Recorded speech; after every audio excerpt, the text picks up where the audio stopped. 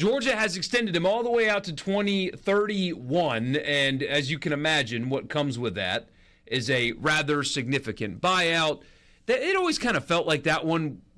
I mean, I'm sure, I have no doubt that there was conversations and whatnot. Yeah. I never thought that he was going to end up being the head coach at Mississippi State, though. It felt like there was some agent talk there. So yeah. We had him on the board because there was some mutual interest, but as we said, what was the first thing we said about all this? Mutual interest doesn't really mean anything. It's just mutual interest. Yeah. So. And then, friend of the program, Kendall Rogers, says, quote, Wes Johnson inks a new deal at Georgia through 2031 and will not be going to Mississippi State. I also do not expect Butch Thompson to be a viable option moving forward on the MSU search.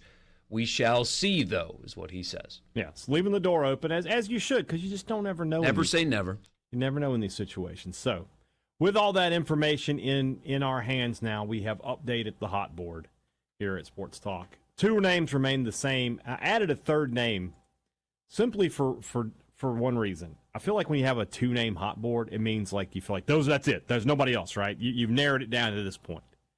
I don't think that's necessarily the case for State. I will say this, though.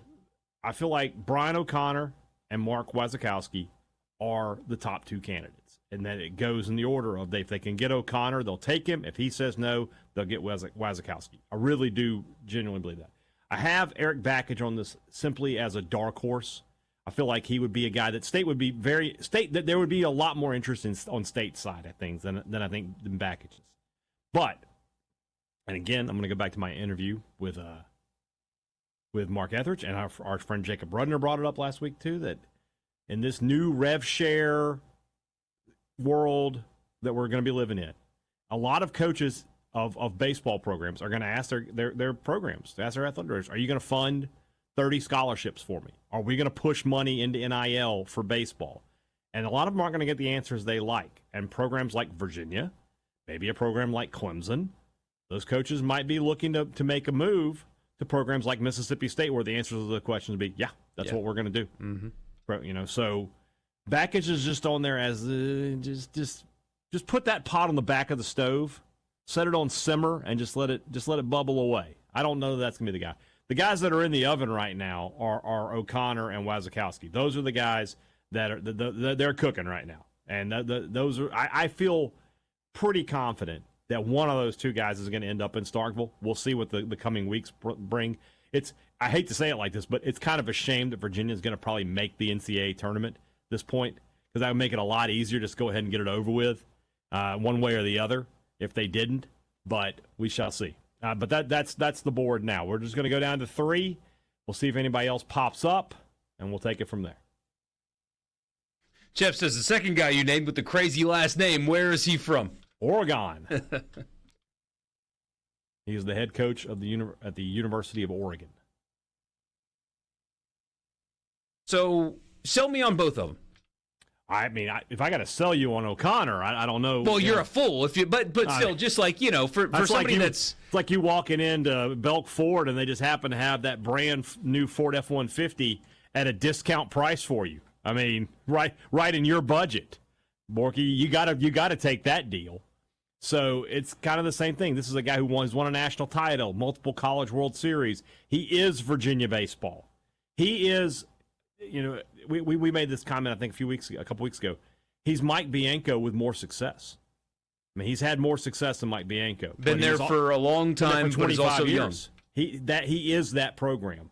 But in this age of college baseball, is Virginia, and there's been some talk that he was heavily involved last year with Texas A&M, and a lot of people thought he might take that job. Virginia made some promises to them, but the rumors are that they have not made good on those promises. And so now Mississippi State's coming in and saying, we're going to commit to baseball. We're going to give you everything you need in terms of resources. You're going to have this incredible stadium. You got all these fans, so much support. You're going to have it all here.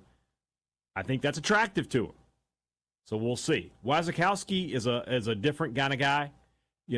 Coached at Purdue, turned them into a decent program the other years he was there. And now he's had Oregon 2 straight super regionals, and right now they would host a super regional, assuming chalk holds through the first round of the NCAA tournament. So we just won the Big Ten. So he's turned that program into a consistent year-in, year-out winner. And I think, he's doing more with less at Oregon. When we think about Oregon and all the money that pumps into that program, it's all for football. That's where Phil Knight's putting his money. He's not looking at baseball. So, again, the idea of coming to Mississippi State to a resource-rich program that's going to support baseball is probably very attractive to him. Yeah, you would think so for sure. So, another one. How old are they? O'Connor, I think, is 54, and Wazakowski. Let me see here. Wazakowski is also 54. And if you're wondering, you're thinking, oh, well, that seems a little bit old. Chris Lemonis, 55. Whoever thinks that's old when it comes to coaching, it's not wrong. You're wrong. You're nuts. I mean, in reality, you've probably got 15 good years left with them, right? I mean, now coaching till you're 70. When you're in good shape is nothing, right? When you're in good shape, you keep yourself healthy, it's nothing. So, yeah, you're looking at a decade plus. Who is so you said Bakic already. Yeah. Is there another dark horse candidate somebody asking for? Sure. I mean, a guy like Chris Pollard could be on that list for sure. Maybe further down the list, way further down the list would be a guy like Skylar Meade at Troy. I think we're about to see a domino happen here with Rob Vaughn, who's from Texas. He'll leave Alabama when that A&M job opens up.